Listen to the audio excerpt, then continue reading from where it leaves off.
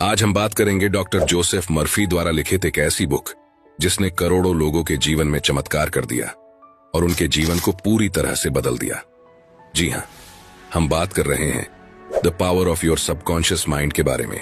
इस पुस्तक को हल्के में लेने की बिल्कुल गलती मत करना। यह सबकॉन्शियस माइंड के बारे में लिखी गई अब तक की सबसे बेस्ट बुक है। डॉक्टर जोसेफ मर्फी ने अपना अधिकांश समय पूर्वी देशों के धर्मों के अध्ययन में बिताया। शोध के सिलसिले में वे कई साल भारत में भी रहे। विश्व के सभी प्रमुख धर्मों का अध्ययन करने के बाद उन्हें विश्वास हो गया कि पूरी सृष्टि में एक विराट शक्ति व्याप्त है और वह शक्ति हमारे भीतर है, जिसे डॉक्टर मर्फी ने नाम दिया the power of subconscious mind means अवचेतन मन की शक्ति। और इसी शक्ति के बारे में हम इस वीडियो में डिटेल में समझेंगे। जब आप अपने अवचेतन मन की जादुई शक्ति का प्रयोग करना सीख जाएंगे तो आपके जीवन में चमत्कार होने लगेंगे।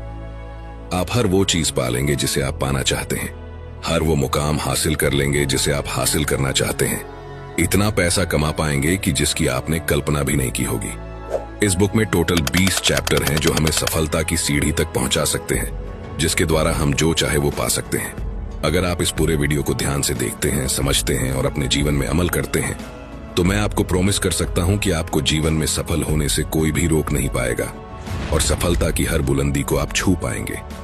अगर आप भी जीवन में हर वो चीज पाना चाहते हैं जिसकी आपने कल्पनाएं भी नहीं की तो वीडियो को पूरा देखना और एक भी पॉइंट मिस मत करना।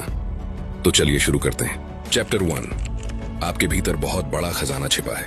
क्या आप जानते हैं, चुंबक लगा लोहे का एक टुकड़ा अपने वजन से 12 गुना अधिक वजन को आसानी से उठा सकता है, लेकिन अगर उसमें से चुंबक निकाल दे तो वह एक तिनका भी नहीं उठा सकता। इसी तरह दुनिया में 2 तरह के लोग होते हैं, एक चुंबकीय ताकत रखने वाले जिनमें विश्वास और आस्था कूट कूट कर भरी होती है, जो जानते हैं कि वे जीतेंगे और सफल होंगे, और दूसरे जिनमें चुंबकीय तत्व नहीं होते, जो हमेशा डरे हुए रहते हैं, भयभीत रहते हैं, उन्हें हर बात में संदेह होता है। इस प्रकार के लोग जिंदगी में आगे नहीं बढ़ पाते। आप भी चुंबकीय व्यक्ति बन सकते हैं, बशर्ते आप इतिहास के सबसे बड़े रहस्य अवचेतन मन की शक्ति को समझ ले और उस पर अमल करने लगे। अब हम समझेंगे कि यह अवचेतन मन है क्या।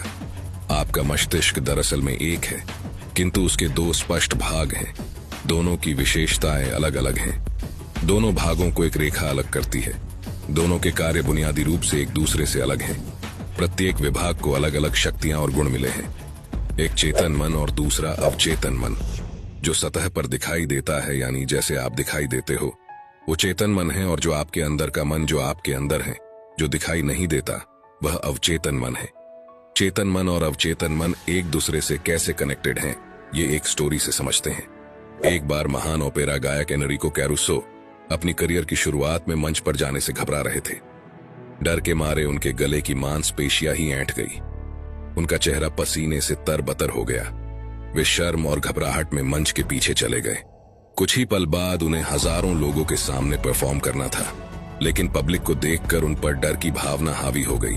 उन्होंने कांपते हुए कहा, मैं नहीं गा सकता, सब लोग मुझ पर हंसेंगे।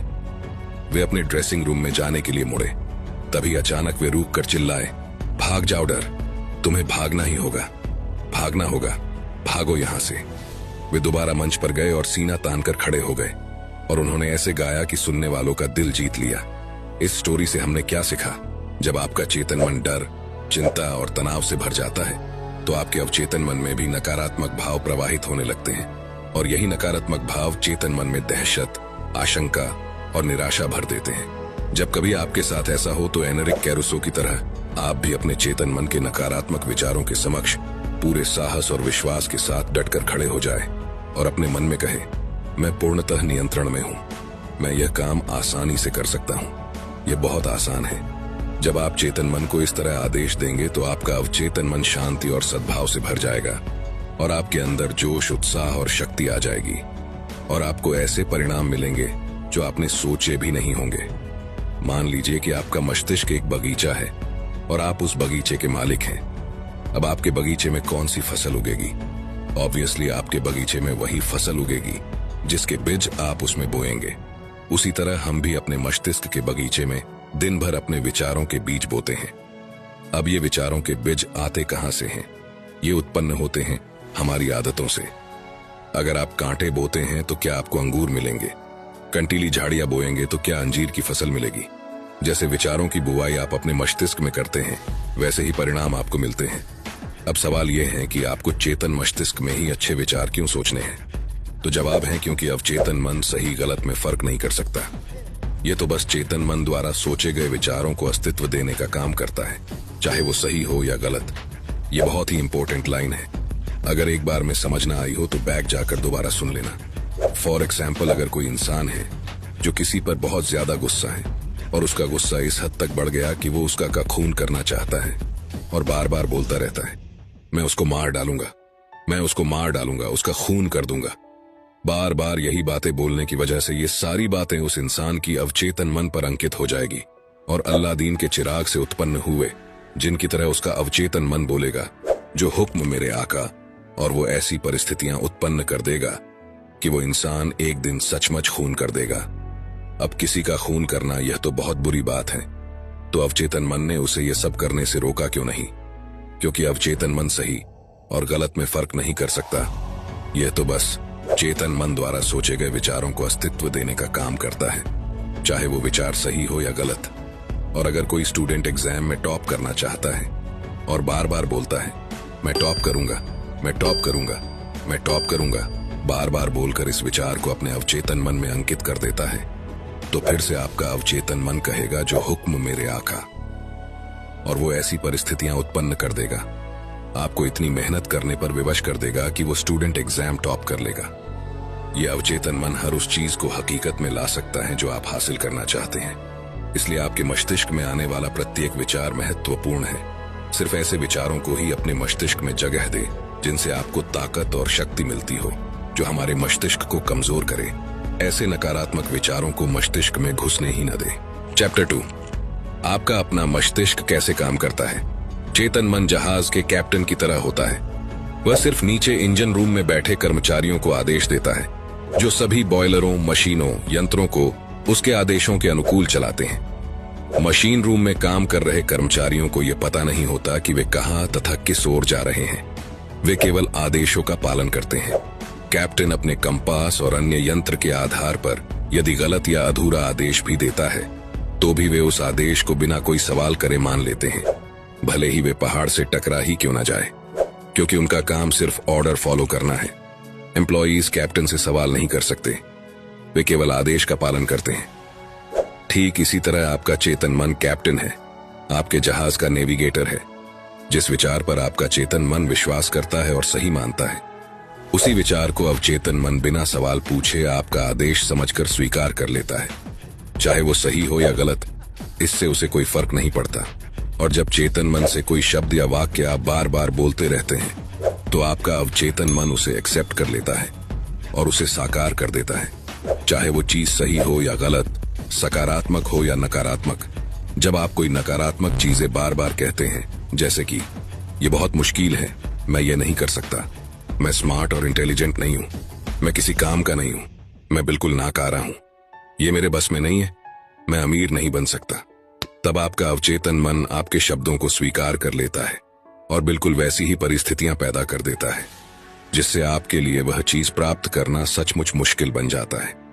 जब तक आप ये कहते रहोगे, मैं यह कार नहीं खरीद सकता, मैं यूरोप की यात्रा नहीं कर सकता, मैं यह घर नहीं खरीद सकता, यह सूट, यह पतलून नहीं खरीद सकता, तब तक यह जान लो कि आपका अवचेतन मन आपके नकारात्मक आदेशों का पालन करता रहेगा और जीवन भर आप अभावों में जीते रहेंगे।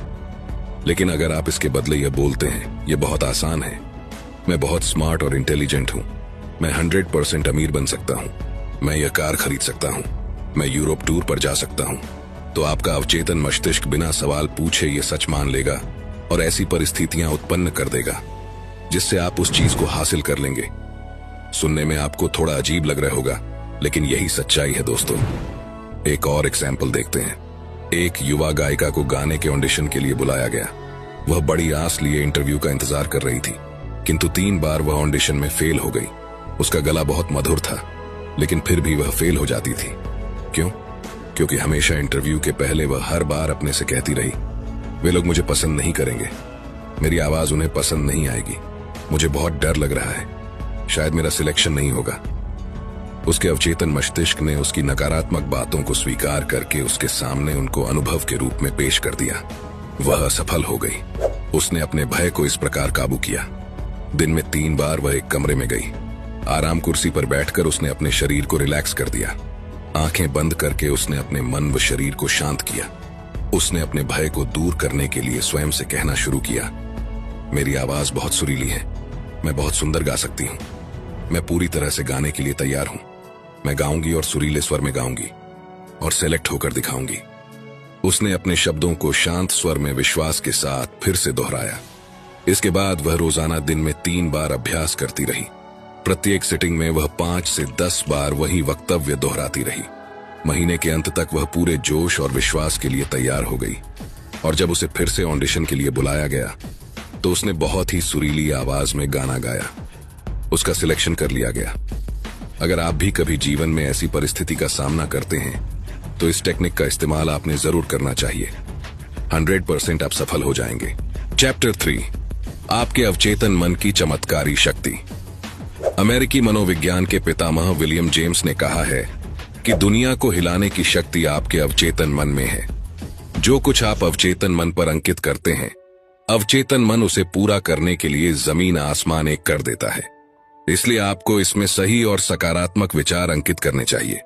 आपने कई बार रियलाइज किया होगा कि अगर आपको कहीं पिकनिक पर जाना हो या कहीं यात्रा पर जाना हो और जिसके लिए आपको सुबह 4 बजे उठना हो, तो उस टाइम आप 4 बजे का अलार्म लगाते हैं और सो जाते हैं। लेकिन सुबह 4 बजे का अलार्म बजने से कुछ मिनट या कुछ सेकंड्स पहले ही आपकी नींद खुल जाती है। ऐसा क्यों होता है?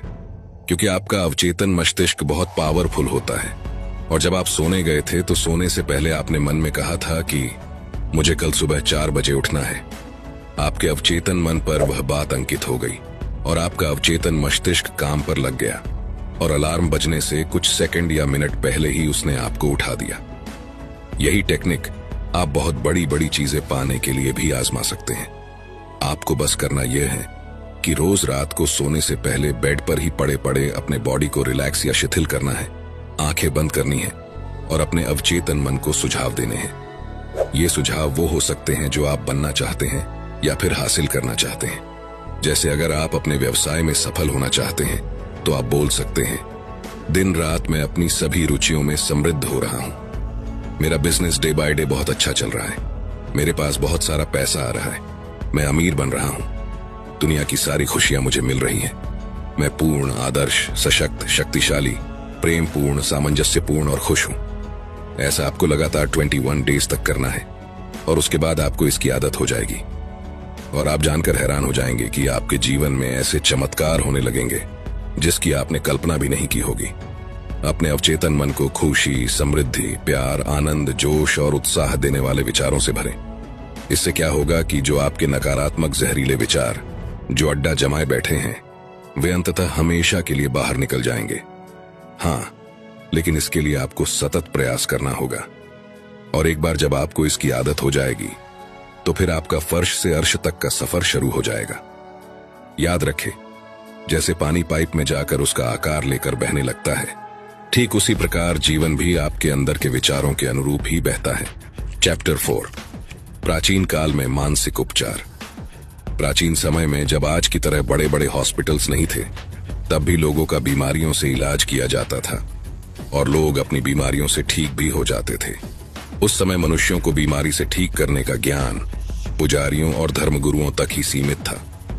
लोग विश्वास करते थे कि ईश्वर ने उन्हें कुछ विशेष शक्तियां दी हैं जिनके द्वारा वे उपचार कर सकते हैं। ये पुजारी और धर्मगुरु इलाज करने के लिए मंत्रों का, तावीजों का, अंगूठियों या स्मृति चिन्हों का प्रयोग किया करते थे। जब कोई बीमार हो जाता तो लोग उन्हें इन पुजारियों या धर्मगुरु के पास ले जाते और वे सिर्फ मंत्रों और ताबीजों के सहारे ही उनका इलाज कर देते थे और रोगी ठीक भी हो जाता था। क्या आपको लगता है कि वे रोगी सिर्फ ताबीजों या मंत्रों के वजह से ही ठीक होते थे? ऑथर कहते हैं कि वे सिर्फ मंत्रों या ताबीजों के वजह से नहीं, बल्कि अवचेतन मन के शक्ति से ठीक होते थे। जैसा कि हमने पहले देखा कि लोग उन पुजारियों में, धर्मगुरुओं में विश्वास करते थे कि वे उनका इलाज कर देंगे। उनकी आस्था बहुत ज्यादा होती थी। जैसे ही रोगी उनके पास जाता तो रोगी को लगने लगता कि अब मैं जरूर ठीक हो जाऊंगा और यही निर्देश उनके अवचेतन मन में अंकित हो जाता था कि अब वे जरूर ठीक हो जाएं।